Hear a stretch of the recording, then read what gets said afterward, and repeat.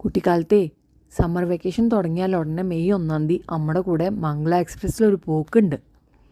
3-ാമത്തെ ദിവസം ഷൊർണൂർ റെയിൽവേ സ്റ്റേഷനിൽ മുത്തശ്ശനും അമ്മാവനും കാത്തു നിൽക്കുന്നുണ്ടാവും. അവരുടെ കൂടെ ജീപ്പിൽ ഒറ്റപ്പാലത്തേക്ക് അടിച്ചു വിടും, തറവാട്ടിലേക്ക്, അമ്മമ്മയുടെ വീട്ടിലേക്ക്. പിന്നെ 2 മാസം സുഖമായിട്ട് അടിച്ചു പൊളിക്കുക. ജൂൺ 30 ആവണ വരെ ഞങ്ങളെ പിടിച്ചാൽ കിട്ടില്ല, അങ്ങനെയായിരുന്നു കേട്ടോ. അമ്മമ്മയുടെ വീട്ടിൽ എല്ലാ തരത്തിലും ഫ്രീഡം. ഒരാളും ചീത്ത പറയില്ല, ഒരാളും ശകാരിക്കില്ല. എന്താ വേണ്ടതെന്ന് പറഞ്ഞാൽ അപ്പം അത് കിട്ടും. അമ്മ ടീച്ചറായിരുന്നു, അതുകൊണ്ടാണ് ഞങ്ങൾക്ക് ഫ്രീഡം എന്ന് പറഞ്ഞാൽ ഭയങ്കര ഇഷ്ടമായിരുന്നു. ആ 2 മാസം ഞങ്ങൾ എല്ലാ കൊല്ലവും വെയിറ്റ് ചെയ്തിരിക്കും. പിന്നെ അവിടെ പറമ്പിൽ നടക്കാം, പാടത്ത് പോവാം, മുത്തശ്ശൻ്റെ കൈ പിടിച്ചിട്ട് അമ്പലത്തിലേക്ക് പോവും. ചെറിയമ്മയുടെ അവിടെ അമ്പലക്കുളത്തിൽ പോയി തുണി കഴുകുക, കുളിക്കുക, വരിക. അമ്പലത്തിൽ നിന്ന് നേദ്യച്ചോറ് കിട്ടും, പായസം കിട്ടും, അത് കഴിക്കുക. വരണ വഴിക്ക് പല തറവാടുകളിൽ എല്ലാവരും കാണാൻ വരും, വർത്താനം പറയും. നല്ല സന്തോഷമായിരുന്നു കേട്ടോ.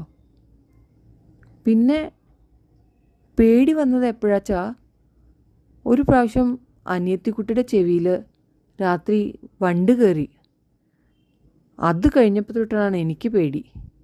അതെന്താ കാര്യം വെച്ചാൽ, എൻ്റെ കുട്ടിക്കാലത്തെ ഏർലി 80s 90s അമ്മമ്മയുടെ വീട്ടിൽ ഇലക്ട്രിസിറ്റി ഒന്നും എത്തിയിട്ടില്ല. അപ്പോൾ ജനലൊക്കെ തുറന്നിട്ടിരിക്കും. ഈ സിറ്റീസിലെ പോലെ അവിടെ നെറ്റൊന്നും ഇല്ലല്ലോ. കാറ്റ് വരണമെന്നുണ്ടെങ്കിൽ ജനൽ തുറന്നിടണം, ഫാനൊന്നുമില്ല.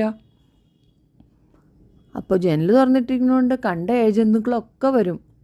പിന്നെ വെളിച്ചത്തിനാണെങ്കിൽ ചിമ്മിണി വിളക്കാണ് ഉണ്ടാവുക. ചിമ്മിണി വിളക്കെന്ന് പറഞ്ഞാൽ ഈ മെഡിസിൻ ഒക്കെ വരുന്ന കുപ്പിയിലേ തിരിയിട്ടിട്ട് കത്തിക്കുന്ന ചിമ്മിണി വിളക്ക്. അതിൻ്റെ നാളത്തിലേക്ക് പറന്നു വരും ഈ വണ്ടും പാറ്റയും അതും ഇതുമൊക്കെ. അപ്പോൾ അനിയത്തിക്കുട്ടിയുടെ ചെവിയിൽ വണ്ട് കയറിയാൽ പിന്നെ ഇരുട്ടത്ത് പേടിയാണ്. ഇരുട്ടായാൽ നമ്മളെ ഇനി ആരെങ്കിലും കടിക്കുമോ, ആരൊക്കെ അങ്ങോട്ട് വരണേ, ഇതൊക്കെ ഒരു പേടി.